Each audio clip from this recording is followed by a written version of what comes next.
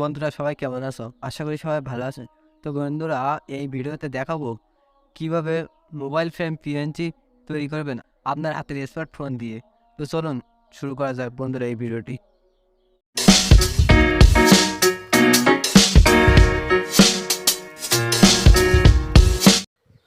Mobile frame PNG তৈরি করার জন্য আপনার ফোনে গুগল প্লে স্টোরে গিয়ে পিকচার ল্যাব অ্যাপটি ডাউনলোড করে নেবেন।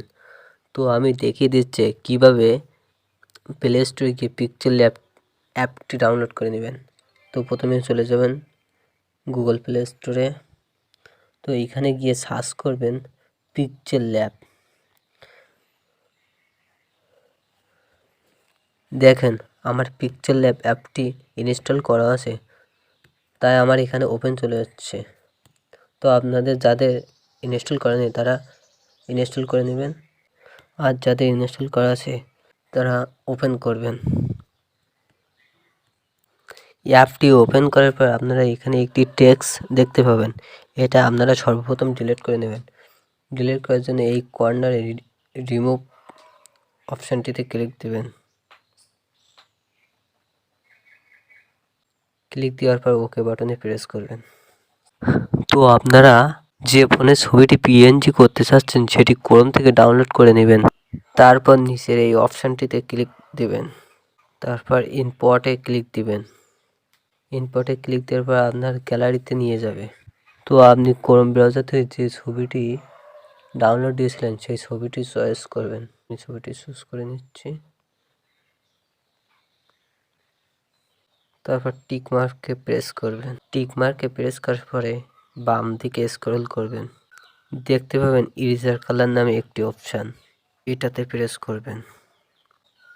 তারপরে এই অপশানটি ইনেবল করে দেবেন।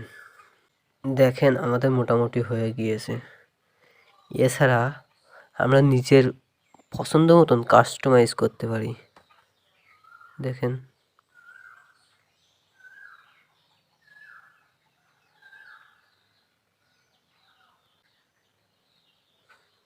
টিক মার্কে প্রেস করে দেব। তারপর নিচের এই অপশানটিতে ক্লিক করবেন। ক্লিক করার পরে দেখতে পাবেন ট্রান্সপারেন্ট নামে একটি অপশান, এটিতে ক্লিক দিবেন।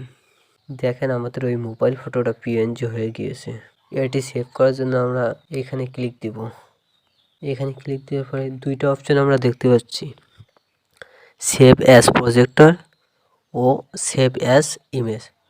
তো আমরা সেভ অ্যাজ ইমেজটাতে ক্লিক দেব। তারপর আমরা দেখতে পাবো সেভ টু গ্যালারি, এটাতে প্রেস দেব। তো এটি আমার ফোনের গ্যালারিতে সেভ হয়ে গিয়েছে। তো চলুন দেখে নেওয়া যাক সেভ হয়েছে কিনা।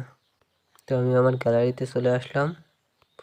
দেখেন এটা কিন্তু সুন্দরভাবে সেভ হয়েছে। তো আপনারা এভাবে মোবাইল ফ্রেম পিএনজি করে নেবেন।